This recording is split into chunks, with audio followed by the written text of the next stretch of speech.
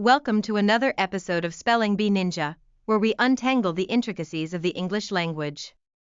Today, we're diving into a fascinating aspect of grammar, active and passive voice. Understanding these two voice types is essential for crafting clear, impactful sentences, whether you're writing an essay or engaging in conversation. Join us as we explore the key differences, usage, and practical examples that will enhance your communication skills. Let's get started. Active and passive voice are crucial elements of English grammar that often go unnoticed in everyday communication, but they play a significant role in how we deliver our messages. At its core, the active voice focuses on the subject, the doer of the action, while the passive voice shifts attention to the object, or the receiver of the action. Let's break this down further.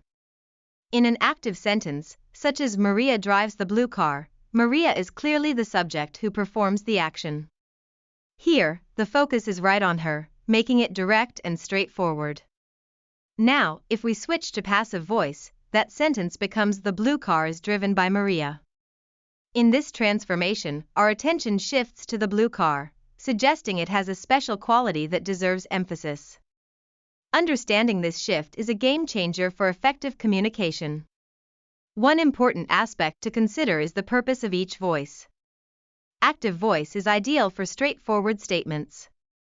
It tells us who is doing what clearly, making it the preferred choice for direct communication. For instance, in a business setting, you might say, "The manager approved the budget." This sentence, presented in active voice, leaves no room for ambiguity. However, there are times when passive voice shines.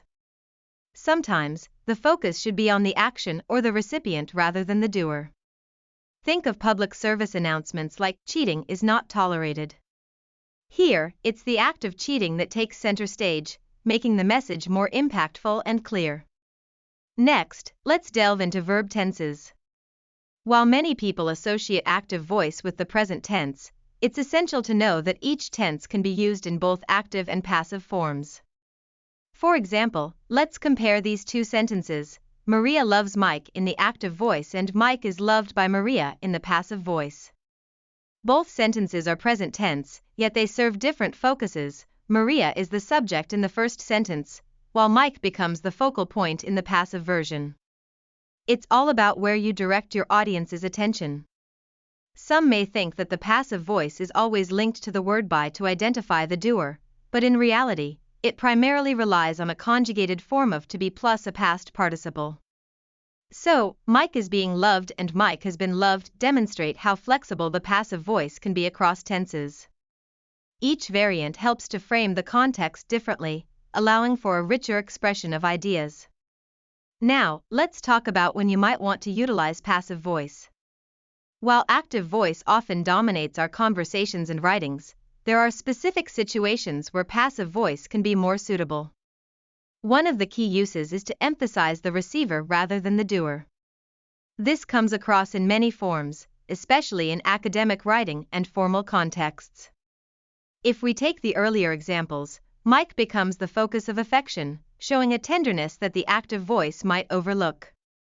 Moreover, using passive voice is particularly helpful when the doer is unknown or unimportant. For example, if we say, "Mistakes were made," it sidesteps specifying who made the mistakes, allowing the focus to land where it truly matters, on the impact of those mistakes rather than on the individuals involved. Additionally, passive voice is frequently used in scientific writing to maintain objectivity. A phrase like, "Improvements were observed," eliminates personal bias. This form can make statements read as more fact-based instead of opinionated, which can be crucial when discussing research findings. Now, let's explore how to effortlessly switch from passive voice to active voice. It's important to recognize that transforming sentences isn't just about flipping subjects and objects. You need to pinpoint the doer of the action. For instance, taking the passive voice "The book was read by John" and switching it to active voice would be "John read the book." This switch not only clarifies the sentence but makes it more dynamic. Such transformations can enhance your writing significantly, especially in argumentative essays or opinion pieces where clarity is crucial. In summary, Understanding the distinction between active and passive voice is integral to mastering English communication. These voices help you express your thoughts with precision and impact. While passive voice may appear complex at first, with practice, it can also become straightforward. Whether you're using the active form to sound confident and persuasive or the passive one for a more objective tone, each serves a purpose. So, as you engage in writing or conversation, keep these voice types in mind. They will empower you to communicate your ideas more effectively and clearly. Today, we've covered the essential elements of active and passive voice. We've learned how the active voice centers on the doer of the action, making it direct and clear, while the passive voice shifts focus to the recipient or object, emphasizing the action itself. We've explored verb tenses and the occasions when passive voice might be preferable, from emphasizing the receiver to maintaining objectivity in scientific writing. By understanding these nuances, you can enhance your communication skills and deliver your messages with greater impact.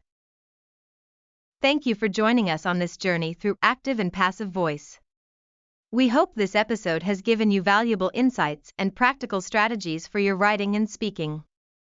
Remember, mastering these voices takes practice, but the reward is clearer, more effective communication.